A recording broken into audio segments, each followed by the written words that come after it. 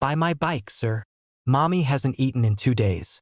The bikers learned who took everything from her. The afternoon sun burned fiercely above the quiet highway as a group of bikers roared down the road, their engines thundering through the dry countryside. Dust rose behind them like a cloud of smoke. They were loud, confident, and free, symbols of rebellion and strength. But none of them expected that a single child's trembling voice would stop them in their tracks. At the edge of a small, worn-out village, near a broken-down stall, a little boy, no older than 7, stood beside a tiny, rusty bicycle. His clothes were torn, his hair unkempt, and his big brown eyes were filled with something no child should ever have: desperation. As the bikers slowed down to take a break near the shade of an old tree, the boy approached them hesitantly, clutching the handlebars of his bike. "Sir, please," he whispered, his voice shaking. "Buy my bike." The leader of the bikers, a rugged man named Ethan, frowned and took off his helmet. "What did you say, kid?" "Buy my bike," the boy repeated softly. "Mommy hasn't eaten in 2 days." The group fell silent. The laughter and chatter that filled the air moments ago vanished. One of the younger bikers, Leo, looked at the boy's thin arms and the bruises on his knees. Ethan crouched down, meeting the boy's eyes. "What's your name, son?" "Liam," the boy said. "Please, you can take it for cheap. I don't need it anymore. Mommy just needs food." Ethan felt his chest tighten. The boy's innocence struck something deep inside him, something he hadn't felt in years. "Where's your mom now?" he asked. Liam pointed toward a small, crumbling house nearby, its windows broken, roof half caved in. "She's resting. She doesn't move much anymore." Without a second thought, Ethan motioned to his crew. "Let's go," he said, walking toward the house.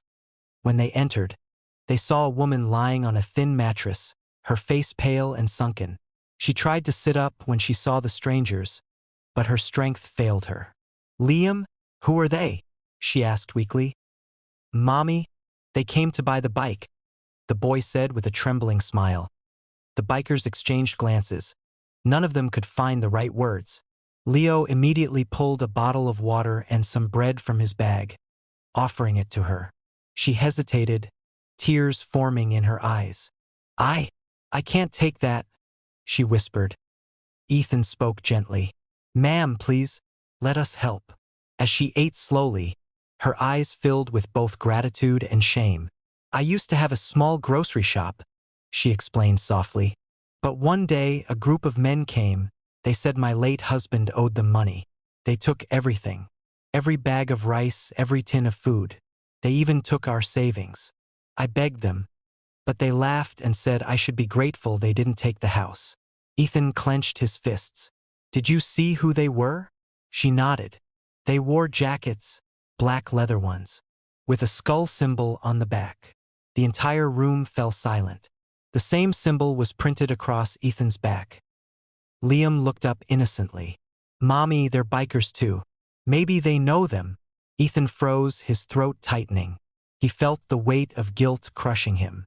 Years ago, before he became a better man, his biker gang wasn't what it was now.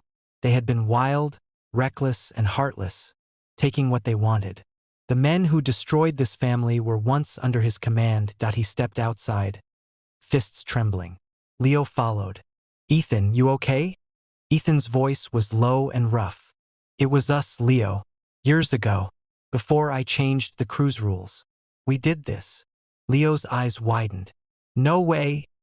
Ethan nodded slowly, shame burning through him. "We took her life apart, and now that kid's starving because of me." For a long moment, neither spoke. Then Ethan took a deep breath and looked back toward the small house. "We're going to make this right." That evening, the entire biker crew got to work.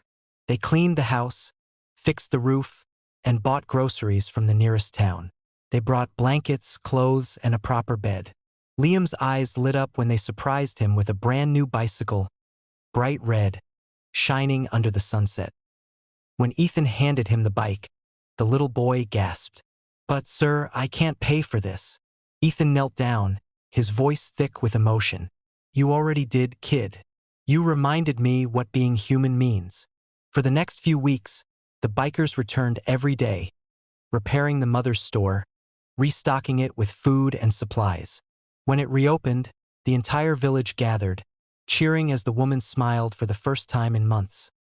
Ethan quietly placed an envelope on the counter, enough money to secure their future. She looked at him in disbelief. "Why are you doing this?" He lowered his gaze. "Because once upon a time I was one of the men who took everything from you. I can't undo the past, but I can change what comes next." Tears streamed down her face. Instead of anger, she whispered, "Then thank you for returning as a better man." Liam ran up and hugged Ethan tightly. "You're my hero now," he said softly. Ethan smiled through the tears that burned his eyes. For the first time in years, he felt peace. As the bikers rode away into the golden horizon that evening, Ethan looked back one last time. The small grocery shop stood tall again, with laughter spilling from its doors. He knew he couldn't erase his sins, but he could choose the road of redemption. And from that day on, every time he saw a hungry child or a struggling soul, he remembered Liam's words, "Buy my bike, sir. Mommy hasn't eaten in 2 days." Because sometimes, a child's plea can heal even the darkest heart. Message: Sparkle's true strength isn't found in power or pride. It's in the courage to face your past, make things right, and use your hands to lift others instead of hurting them.